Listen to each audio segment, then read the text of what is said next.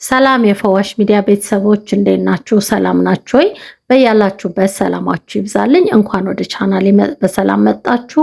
ዛሬም እንደተለመደው አሪፍና ጠቃሚ የሆነ ቪዲዮ ይዤላችሁ መጥቻለሁ።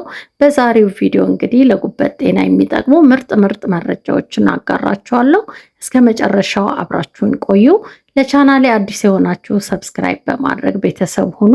በየጊዜው የምለቃቸውን ጠቃሚ የጤና መረጃዎች እንዲደርሳችሁ ደግሞ የደወሏን ምልክት እንድትነኩ እንዲሁም ላይክ፣ ሼር ስታደርጉ ደግሞ ይህንን ጠቃሚ መረጃ ለሌሎች ሰዎች በዚህ ችግር በዚህ ህመም ውስጥ ያሉ ሰዎች ይደርሳቸዋል ማለት ነው። በቀጣይ እንድሰራላችሁ የምትፈልጉት ቪዲዮ እንዲሁም ሀሳብ አስተያየታችሁን ደግሞ ኮሜንት ላይ ያስቀምጡልኝ። ይህንንም ስለምታደርጉ ከልብ አመሰግናለሁ። እንግዲህ የጉበት መቆጣት ወይ መጎዳት በተለያየ ምክንያቶች ይመጣሉ። ከነዚህ ውስጥም እንግዲህ ከዚህ ቀጥሎ የምጠቅሳቸው በጥቂቱ ናቸው። ዋናውና የሚታወቀው እንግዲህ በቫይረስ ምክንያት የሚመጣው እንደ ሄፓታይተስ ኤ፣ ቢ፣ ሲ በመባል የሚታወቀው የጉበት በሽታ ነው። ሌላኛው ደግሞ አልኮል በብዛት በመጠጣት ወይ ደግሞ በመውሰድ የሚመጣው የጉበት በሽታ ነው። ሌላኛው ደግሞ በምንበላቸው ምግቦችና መጠጦች ውስጥ ወደ ሰውነታችን የሚገቡ መርዛማ ንጥረ ነገሮችን ወደ ውስጣችን በሚገቡበት ጊዜ ጉበት ራሱን በራሱ በሚከላከልበት ወቅት የሚፈጠሩ የጉበት እብጠቶች ናቸው ማለት ነው። ሌላኛው በስኳር ህመም ምክንያት የሚመጣው የጉበት ህመም ነው። እንግዲህ ሌሎችም አሉ የጉበት አይነቶች። እነዚህ በጥቂቱ ናቸው ማለት ነው። እንግዲህ ጉበታችን ሲጎዳ ወይ ደግሞ ጉበታችን ሲታመም የምናያቸው ምልክቶች አንደኛው የቆዳ እና የአይን ከለር መቀየር ወይ ደግሞ ቢጫ መሆን ነው። ሁለተኛው እንግዲህ የሆድ ህመምና ማቃጠል ነው። ሶስተኛው የሰውነት መድረቅ ወይ መገርጣት እና ድካም ናቸው ማለት ነው። አራተኛው የሽንት ቀለም መቀየር ወይ ደግሞ ወርቃማ ወይ ብርቱካናማ መሆን ነው። እንግዲህ በጥቂቱ እነዚህ ናቸው እንግዲህ ጉበት ሲታመም የሚታዩ ምልክቶች። እነዚህን ምልክቶች ሲሰሙን ወደ ሕክምና መሄድና ሐኪሞቻችን የሚነግሩንን ማዳመጥና መተግበር ይገባል። እንዲሁም የተፈጥሮ እጽዋት በመጠቀም እና የአኗኗር ዘይቤያችንን በመቀየር ጉበታችንን ማጽዳትና ማከም እንችላለን። እንግዲህ ጉበታችን ለማከምና ጤነኛ ለማድረግ የሚጠቅሙን መረጃዎች ከዚህ ቀጥሎ አጋራችኋለሁ ማለት ነው። ነገር ግን የጉበት በሽታ አደገኛ ስለሆነ መጀመሪያ ሕክምና በመሄድ ዶክተሮቻችን ጋር በመቅረብ አስፈላጊ የሆነውን የጤና ባለሙያ ምክር መውሰድ አለብን። መድኃኒት የሚታዘዝልን ከሆነ መድኃኒቱን መውሰድ አለብን ማለት ነው።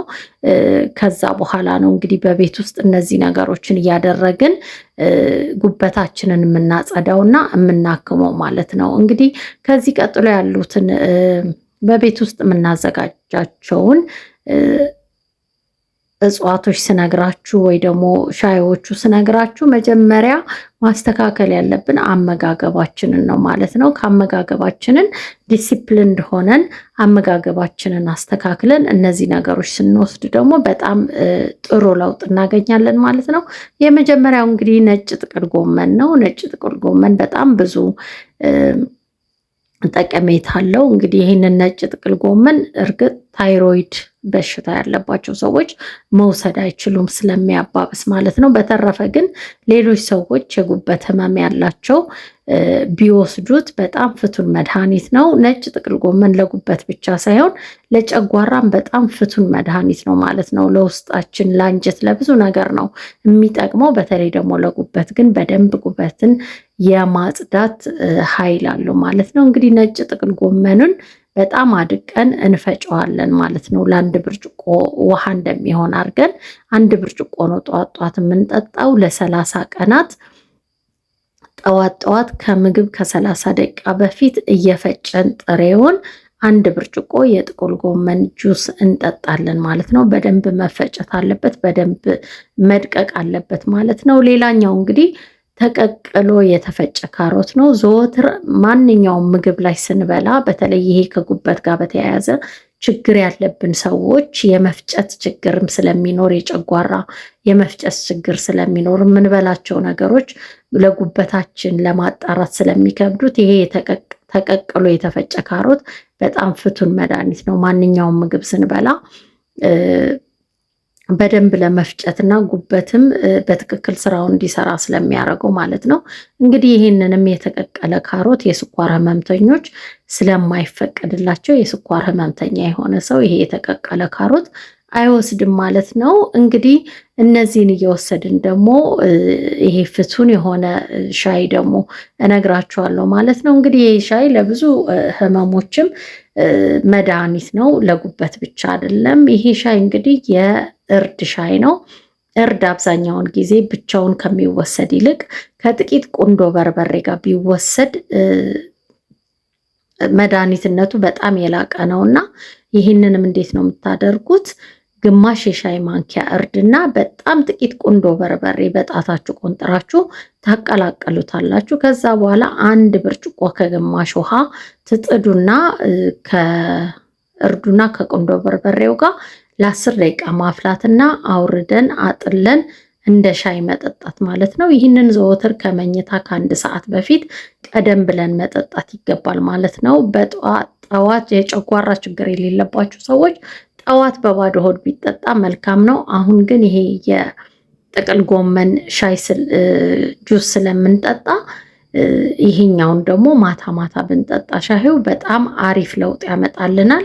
ይሄ ተቀቅሎ የተፈጨው ካሮት ደግሞ ከምግባችን ጋር ብንበላው እንግዲህ እነዚህን 3 ነገሮች አከታትለን ጠዋት ጥቅል ጎመኑን ከምግባችን ጋር ደግሞ ተቀቅሎ የተፈጨ ካሮትን ማታ ላይ ደግሞ ይህንን የእርድና የቁንዶ በርበሬ ሻይ በተከታታይ ለ1 ወር ብንወስድ ፍቱን የሆነ መድኃኒት ነው።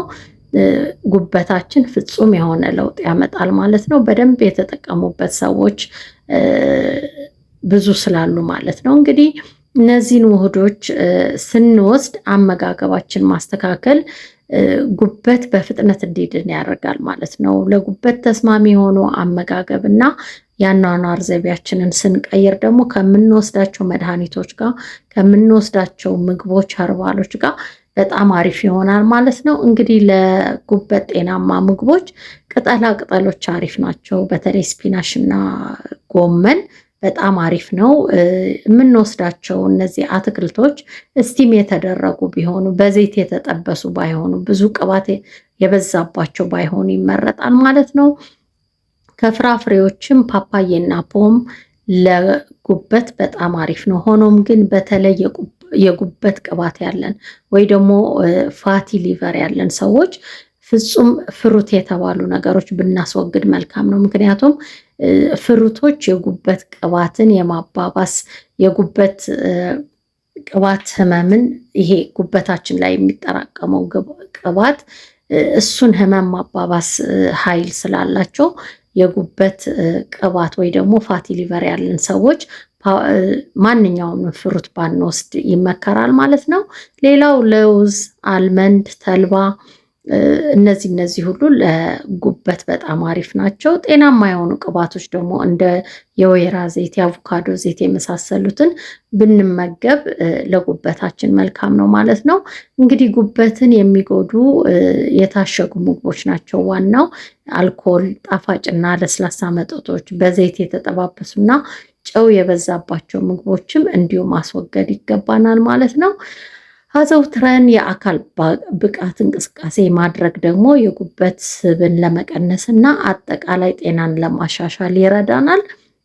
እንዲሁም ጭንቀትን መቀነስ በጣም አሪፍ ነው። ምክንያቱም ከፍተኛ ጭንቀት ጉበት በትክክል ተግባሩን እንዳያከናውን ሊያደርገው ስለሚችልና ስለሚጎዳው ማለት ነው። በየቀኑ ቢያንስ 8 ብርጭቆ በበቂ ውሃ እየጠጣን ደግሞ ሰውነታችንን እንዳይደርቅ ሰውነታችን ያለውን ፈሳሽ እንዳይጨርስ ብናደርግ ደግሞ መልካም ነው። በጣም ይረዳናል ማለት ነው። እነዚህ መርዛማ ነገሮችን እያጠበ ስለሚያወጣልን ማለት ነው። እንግዲህ ጉበት በሰውነታችን ውስጥ ካሉት በጣም አስፈላጊ አካል አንዱ ነው እና በትክክለኛ እጽዋት ምግቦቻችንን በማስተካከል እና የአኗኗር ዘይቤያችንን እንክብካቤ በማድረግ ጤናችን ላይ ትልቅ ለውጥ ማምጣት እንችላለን ማለት ነው። እንግዲህ ቪዲዮውን ከወደዳችሁትና ጠቃሚ ሆኖ ካገኛችሁት ቪዲዮውን ላይክ ማድረግ፣ ሌሎችም በዚህ ችግር ውስጥ ላሉ መረጃው እንዲደርሳቸው ደግሞ ሼር በማድረግ ሀሳብ አስተያየታችሁን ደግሞ ኮሜንት ላይ ማስቀመጥ፣ ለበለጠ የጤና መረጃዎች ሰብስክራይብ ማድረግ እና የደወሏን ምልክት መንካት አትርሱ። ይህንን ስለምታደርጉ ደግሞ ከልብ አመሰግናለሁ። በያላችሁበት ሰላማችሁ ይብዛልኝ።